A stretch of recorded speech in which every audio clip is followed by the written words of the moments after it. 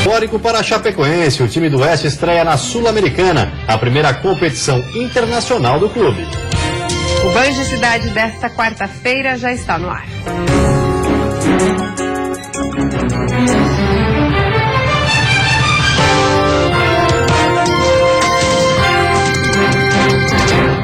Olá, boa noite. Olá, boa noite. Mais 2 pessoas são denunciadas na Operação Parada Obrigatória 2. A polícia investiga o envolvimento de servidores públicos em crimes relacionados ao órgão de trânsito de Itajaí. Até semana passada eram 7 pessoas, mas agora o Ministério Público denunciou outras 2, por envolvimento com crimes investigados pelo GAECO, o Grupo de Atuações Especiais. O documento foi protocolado na primeira vara criminal de Itajaí e a juíza responsável pelo caso, Sônia Maria Moroso Terres, aceitou a denúncia. Além do vereador e ex-coordenador da Codetran, José Alversino Ferreira, e do filho dele, Jefferson Alversino Ferreira, também estão na lista o consultor técnico da Codetran, William Gervasi, o proprietário do pátio e do guincho que presta serviço à prefeitura, Júlio César Fernandes, o ex-chefe do setor de leilões no estado, coronel Edson Rui da Silva Castilho, o ex-secretário de administração do município, Nelson Abraão de Souza, e o empresário Rudimar Díquel Corrêa. O documento entregue pelo MP à Justiça inclui o nome de outras 2 servidoras, Daiane Aline Soares de Oliveira, que hoje trabalha na Procuradoria do município, mas que já foi funcionária da Codetran, e Maria Aparecida da Silva, hoje gerente da Secretaria de Urbanismo. Segundo o Ministério Público, as 2 são cúmplices de José Ferreira. A Operação Parada Obrigatória 2 foi deflagrada pelo GAECO no dia 14 de julho. Os indiciados são acusados de crimes de desvio de dinheiro público, crime de vantagem indevida, direta ou indiretamente, fora da função ou antes de assumir o cargo no funcionalismo público, utilização indevida das facilidades do cargo, receptação qualificada e corrupção passiva. José Alversino continua preso. Nos próximos dias será transferido para outra ala dentro do próprio complexo penitenciário da Canhanduba. Uma operação conjunta da Polícia de Santa Catarina e do Rio Grande do Sul resultou na prisão de 5 pessoas. A organização criminosa era responsável por furtos em lojas de confecções de várias cidades. Um dos estabelecimentos furtados pertence a um dos investigadores da DIC de Joaçaba. Policiais da DIC de Joaçaba e de cidades da região participaram da operação que aconteceu em Erechim, no Rio Grande do Sul. 5 homens foram presos e trazidos essa tarde para a Delegacia de Polícia de Joaçaba, no Meio-Oeste. Todos já têm passagens pela polícia. A operação foi batizada de Integração e envolveu 28 policiais de Santa Catarina e do Rio Grande do Sul. Eles faziam um levantamento prévio dos estabelecimentos onde eles iam fazer o arrombamento e, aproveitando-se da madrugada e também de dias chuvosos, eles faziam esse arrombamento adentrando desses estabelecimentos e furtando grande quantidade de peças de vestuário. Em Jaborá e Luzerna foi levado uma quantia significativa de roupas, né? Na residência desses elementos a gente encontrou algumas peças de roupa oriundos desses estabelecimentos e também etiquetas que comprovam a autoria. O carro utilizado nos crimes foi apreendido e trazido para a Delegacia de Joaçaba e será periciado. Algumas peças de roupa que comprovam os furtos também foram recuperadas com o bando. 7 mandados de busca e apreensão e 5 de prisão foram cumpridos. Os envolvidos são da cidade de Erechim, mas praticavam os crimes no Rio Grande do Sul e em Santa Catarina. Aqui na região, eles são suspeitos de furtos nas cidades de Picaré, Três Itilhas, Luzerna e Jaborá. Esse pessoal que vem de fora, que faz o furto, faz o arrombamento e depois se desloca até a sua cidade, mais difícil da gente conseguir identificar porque eles não são conhecidos aqui. Mas com essa troca de informações entre as polícias civil, militar e de outros estados, foi praticamente isso que trouxe o êxito da operação. E a seguir, fim do impasse no Cepom, obras do centro cirúrgico poderão ser concluídas depois de acordo. E ainda, Chapecó reduziu em 40% a taxa de mortalidade infantil neste ano.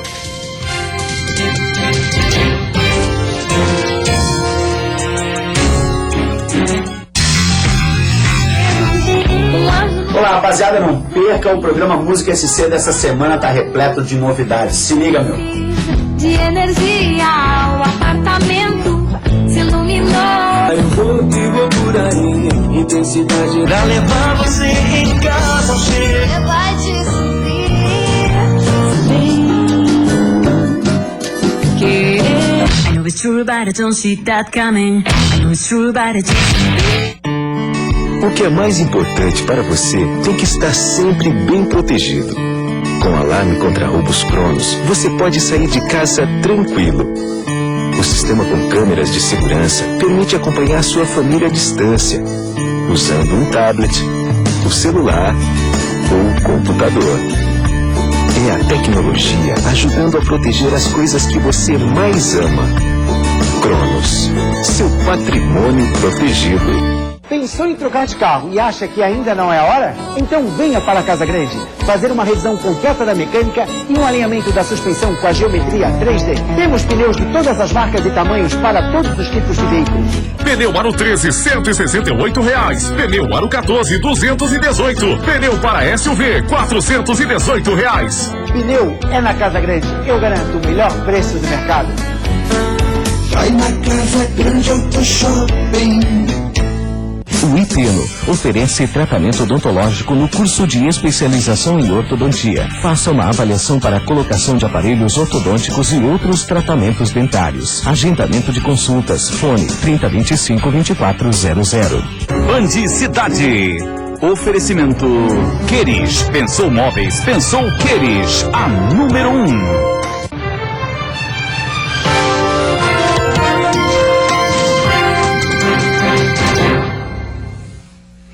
Em Joinville, depois de mais de um mês, chegou ao fim a greve dos servidores do Hospital São José. Em assembleia, eles decidiram suspender a paralisação e retornar ao trabalho hoje. A decisão foi tomada depois que a Câmara aprovou o projeto de lei complementar que trata do adicional de insalubridade aos funcionários do hospital. Além disso, foi decidido que 50% dos dias parados terão abono. A outra metade terá que ser reposta pelos trabalhadores. Agora, o projeto aprovado na Câmara segue para apreciação do prefeito. E segundo o Sindicato dos Servidores, no caso de veto, os funcionários farão nova assembleia e podem retomar a paralisação. Fim do impasse, o Ministério Público de Santa Catarina concluiu que a FAES, fundação que administra o CEPOM, pode entrar em acordo com o governo para a devolução de um terreno. A transferência do local é uma exigência para que as obras do centro cirúrgico sejam concluídas. Conforme um parecer do Ministério Público, a Fundação de Apoio ao EMOSC e ao CEPOM pode transferir o terreno de mais de 10 mil metros quadrados onde fica o Centro de Pesquisas Oncológicas em Florianópolis para o governo de Santa Catarina, desde que comprovado interesse público nessa transferência. A análise das investigações do órgão ainda não foi concluída. Sendo um patrimônio com certas obrigações, é necessário que se tenha muito cuidado na gestão patrimonial, por exemplo, venda de bens, enfim, a aplicação do patrimônio, tudo isso é olhado pela Promotoria de Justiça. A questão que envolve a propriedade do terreno doado à FAES em 2006 veio à tona recentemente, quando o Estado exigiu a devolução da área. O governo afirma que a posse do terreno, avaliado em 80 milhões de reais, é uma condição do Banco Nacional de Desenvolvimento Econômico e Social para realizar a liberação de aproximadamente 5 milhões de reais para a conclusão do centro cirúrgico do CEPOM. Uma coisa é ela ter deixado de cumprir os encargos e ter que devolver. Outra coisa é existir um interesse público que determine uma devolução, um consenso acerca dessa devolução, desde que cumpridamente demonstrado este interesse público. Através de nota, a FAES afirma que está empenhando todos os esforços para que um acordo justo seja selado para garantir a continuidade e a ampliação da prestação dos serviços à população. E a Secretaria Estadual de Saúde também, através de nota, diz que diante das manifestações do Ministério Público e da Fundação, pretende retomar as obras do centro cirúrgico nas próximas semanas, período necessário para mobilizar a empreiteira, operários e materiais de construção para a realização dos trabalhos. A obra prevê a construção de 4 salas para cirurgias de alta complexidade, além de 10 leitos de UTI. O complexo oncológico atende pacientes do estado inteiro. O município de Chapecó reduziu em 40% a taxa de mortalidade infantil. Com o acompanhamento das gestantes, foi possível diminuir o número de mortes e garantir o nascimento de bebês saudáveis. Exames de rotina e o acompanhamento através do pré-natal são os fatores que auxiliaram na redução da taxa de mortalidade infantil, em comparação a 2013, quando o município registrou 10 óbitos em crianças menores de 1 ano. Neste ano, o número caiu para 6, diminuindo 40%. Chapecó possui o menor índice de mortalidade infantil entre os municípios, com mais de 100 mil habitantes em Santa Catarina. Na sequência, aparecem Jaraguá do Sul e Joinville, com 7 óbitos para cada 1.000 nascidos vivos. Thalia tem 17 anos e durante a gestação fez todo o acompanhamento no posto de saúde. E por isso, Vitor nasceu saudável. Porque tem, às vezes, quando nasce com algum problema, a gente não vai saber. E o coro é todo procedimento bem mais melhor do que tá com uma criança depois que tem um problema, a gente não consegue nem resolver. De acordo com a Organização Mundial da Saúde, o índice considerado aceitável é de até 10 mortes para cada 1.000 nascidos vivos. A secretária de Saúde de Chapecó explica que os bons índices no município estão associados a um conjunto de medidas adotadas durante a gestação das mulheres. E, quando necessárias, são encaminhadas para a Clínica da Mulher, que é um serviço especializado para gestantes e bebês de alto risco, e também o programa Infância Mais Amor, que faz esse acompanhamento às mães, às suas famílias, antes do nascimento e até a criança completar 3 anos de idade. Então, e nós temos também um ambulatório no Hospital Regional, também as UTIs neonatal. Então, esse conjunto de ações, de serviços oferecidos às gestantes e seus bebês, é que nos dão esse resultado, então, na redução da taxa de mortalidade infantil no nosso município. E depois do intervalo tem futebol, a estreia da Chapecoense numa competição internacional, a Sul-Americana. E o Figueirense enfrenta o Atlético Mineiro pela Copa do Brasil com vários desfalques.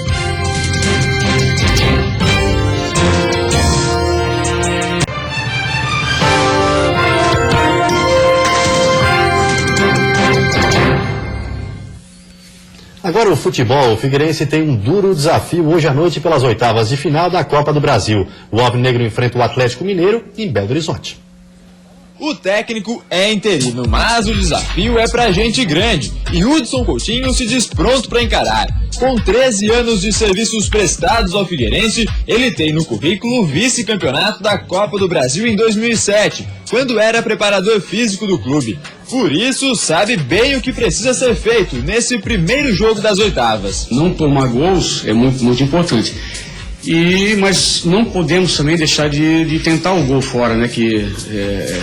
Caso consigamos um gol fora, isso se torna muito importante. Para não tomar gol fora de casa, o Figueira vai precisar melhorar o desempenho defensivo.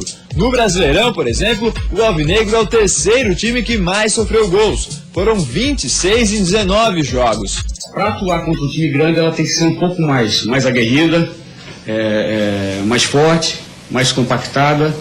Eu acredito realmente que esse ponto de marcação a gente tem que melhorar um pouco. Além de se preocupar com o sistema defensivo do Figueirense, o técnico Hudson Coutinho vai precisar quebrar a cabeça para montar o time que vai a campo. Isso porque a lista de desfalques é bem grande e por diferentes motivos. Paulo Roberto, Marquinhos e Carlos Alberto estão fora por lesão. Suelton e Celcinho já jogaram a competição. E ainda tem as suspensões de Thiago Heleno e França por conta da confusão no clássico contra o Avaí na segunda fase da Copa do Brasil. Ou seja, são pelo menos 7 jogadores fora.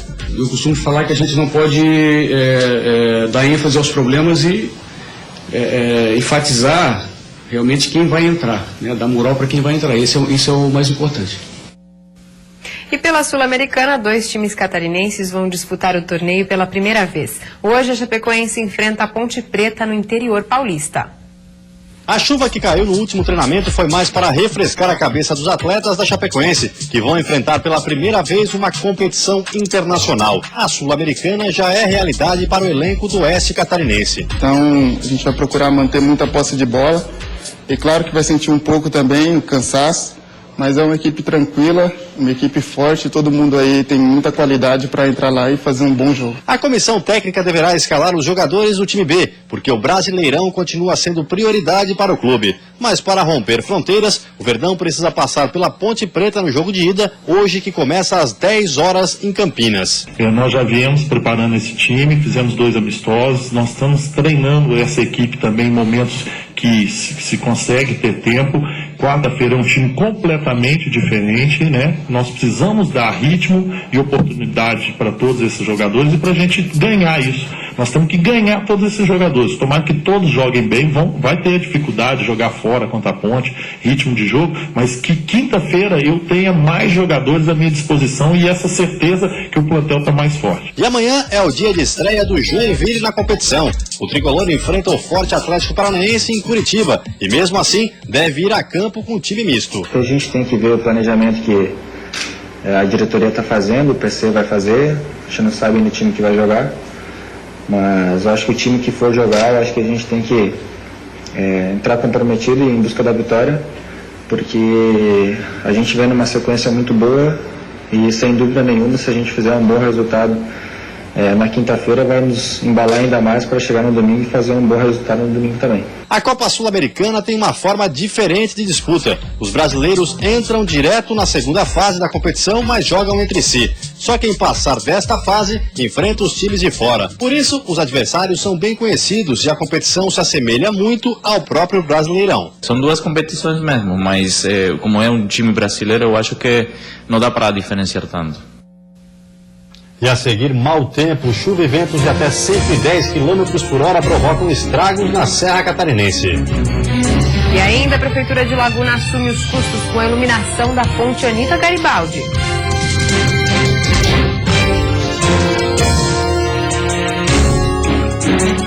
É desconto? Uma promoção? Não, é o Super Ofertaço Queires. Derrubamos os preços, encolhemos os juros e esticamos os prazos. TV LED 43 polegadas Full HD por R$ 1.490 à vista ou 10 vezes sem juros de R$ 149 mensais. TV LED 32 polegadas 990 à vista ou 65 mensais e a menor prestação no carnê. TV LED 14 polegadas só R$ 279 à vista. Super Ofertaço Queires. A certeza de uma vida mais segura começa com a Célula. Segurança eletrônica comercial ou residencial, adaptada à sua necessidade. Viver tranquilo é viver com Célula. Tecnologia e segurança. Chegou a hora de fazer uma pós-graduação que vai dar ainda mais valor ao seu currículo. O Senac tem excelentes oportunidades de cursos que unem de maneira muito inteligente a teoria com a prática do mercado. Venha se especializar com um corpo docente muito experiente, formado por mestres e doutores. Chegou a hora de ser especialista. Faculdade Senac. É pós-graduação para se destacar. É pra já. Informe-se em sc.senac.br. Band Cidade. Oferecimento Queris. Pensou móveis, pensou Queris. A número 1.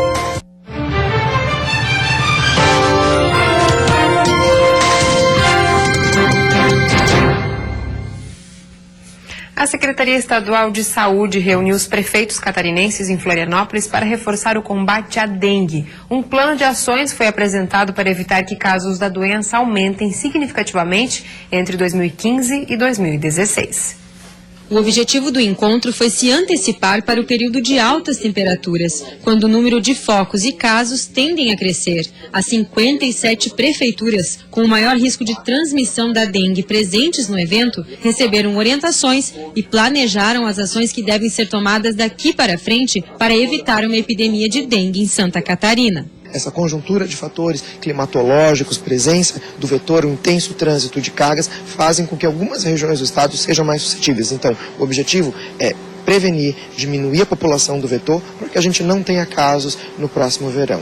Neste ano foram confirmados mais de 3 mil casos de dengue no estado, sendo que a maioria deles com transmissão dentro de Santa Catarina, e uma pequena parte dos casos foi importada. De janeiro a junho deste ano, 108 municípios catarinenses já detectaram focos de dengue. Desses, 27 são considerados infestados pelo mosquito e 30 estão em situação de risco. Números que representam o dobro do registrado no ano passado. A cidade de Itajaí enfrentou inclusive uma epidemia da doença, mas há mais de um mês nenhum caso novo é registrado por lá e as ações para o próximo verão já estão planejadas. Hoje estamos com 75 agentes preparados, capacitados e fazendo o serviço de manutenção, mesmo não havendo mais nenhum caso há 5 semanas epidemiológicas. O secretário estadual de Saúde destacou a importância da liberação da verba de mais de R$1 milhão destinada ao combate da dengue. A ideia é discutir não só a questão do recurso para a contratação dos novos agentes, que são fundamentais, mas toda uma nova política de prevenção e de combate à dengue já a partir de agora. Fora as ações do poder público, é importante lembrar do papel da população no combate aos focos e locais propícios para a criação do mosquito transmissor da doença. Para isso, é importante não acumular água em embalagens, pneus velhos e vasinhos de planta, por exemplo. Além da dengue, o mosquito Aedes aegypti também é transmissor de outras doenças, a febre chikungunya e o Zika vírus. Estamos em alerta, monitorando e ainda não tivemos casos autóctones delas aqui no estado. O vento e a chuva que atingiram o estado na noite de ontem provocaram estragos na Serra Catarinense. Segundo especialistas, pode ter ocorrido um fenômeno chamado microexplosão, com ventos que chegaram a 110 km por hora. Na região de Lages, uma madeireira ficou completamente destruída.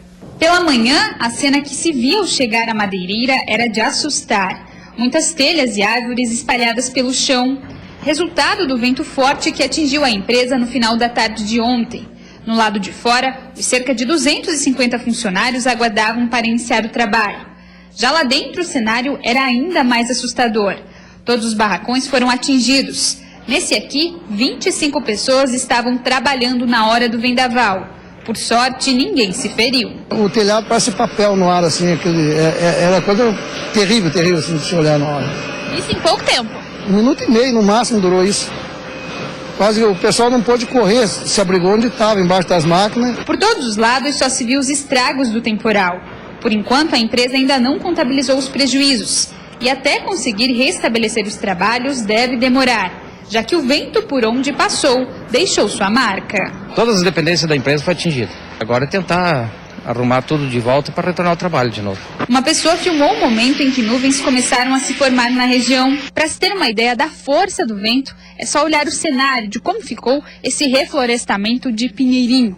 Muitas das árvores ficaram como essas aqui, cortadas ao meio. Foram vários pinheiros que foram ao chão. O local fica ao lado da madeireira, que também foi atingida. Outras árvores também foram arrancadas pela raiz. Na região de Índios, como é conhecida, algumas localidades também registraram estragos. O vento aí deu uma situação muito complicada na região de Índios aí, onde a própria igreja, o próprio salão da igreja e casas que estavam ali nos Índios. Inclusive a 282 também estava interditada, porque várias árvores caíram à frente um pouquinho aí do trevo de Índios. Foram casos isolados, mas que para muita gente vai ficar marcado na memória. E só mesmo por um milagre de Deus que o pessoal não... Ninguém se feriu, né? Porque da forma que ficou, é inacreditável o que aconteceu. E depois da chuva de ontem, as temperaturas devem ficar mais amenas nos próximos dias no estado. Amanhã, os termômetros marcam mínima de 3 graus na Serra. No oeste e Planalto Norte, mínima de 9 e máxima de 19. No litoral sul e Vale do Itajaí, mínimas ficam entre 11 e 12 graus, chegando aos 19. No litoral norte, mínima de 15 e máxima de 21. E na Grande Florianópolis, os termômetros marcam mínima de 11 graus e a máxima de 20. E depois de meses de impasse, a Prefeitura de Laguna se comprometeu a pagar a conta de iluminação da ponte Anita Garibaldi, no sul do estado. O contrato com o consórcio que mantinha o serviço terminou na última segunda-feira. Por isso, o DENIT comunicou à Prefeitura de Laguna e às centrais elétricas de Santa Catarina para buscar uma solução para manter o fornecimento de energia. O DENIT afirma que desde 2002 não incorpora em seu orçamento anual verbas para iluminação de rodovias, em razão de uma emenda constitucional. Até que haja uma nova solução, a Prefeitura decidiu arcar com os custos que chegam a R$12 mil por mês. Inaugurada no dia 15 de julho, na BR-101 em Laguna, no sul catarinense, a ponte de Laguna custou 774 milhões. A obra foi esperada durante anos por motoristas que enfrentavam congestionamentos frequentes no trecho sul da BR-101. Com 2,8 mil metros de extensão, a ponte tem os 400 metros da parte central suspensos por 60 cabos de aço. Após a polêmica do leite adulterado, a empresa Laticínio do Oeste propõe pagar as dívidas com os agricultores em 15 anos. São aproximadamente 1.000 produtores de Santa Catarina e do Rio Grande do Sul. O Laticínios Mondaí apresentou uma proposta que será discutida entre os agricultores e a Federação dos Trabalhadores na Agricultura Familiar. A empresa está passando por uma recuperação judicial e, por isso, os agricultores vão receber 40% a menos do valor total a que tinha direito, já que a indústria decretou falência. Quem tem dívidas de R$500 a R$2.000 deverá receber em até 2 anos. Acima desse valor, o débito será parcelado em até 15 anos. E vamos fazer uma contraproposta. A FETRAF vai continuar buscando uma negociação. E o nosso objetivo é muito simples, fazer com que o dinheiro tão suado e tão justo do agricultor chegue nas mãos dele lá, para ele continuar a atividade. Esse é um pouco o objetivo. A Federação dos Trabalhadores na Agricultura Familiar não concorda que os agricultores recebam menos do que o valor devido, porque na maioria das propriedades, o leite é a principal fonte de renda das famílias. Os agricultores deveriam estar na mesma condição dos direitos trabalhistas, uma vez que o agricultor ele é o motor principal dessas empresas, porque ele produz a matéria-prima que é o que é processado então na indústria e com certeza é o motor, é a principal atividade de todas as empresas. A empresa Laticínios Mondaí foi flagrada adulterando leite com água e produtos químicos durante a Operação Leite Adulterado 2 em setembro do ano passado. As atividades foram paralisadas, mas nos últimos dias os proprietários conseguiram o desbloqueio dos bens para iniciar a recuperação judicial e quitar as dívidas com os credores.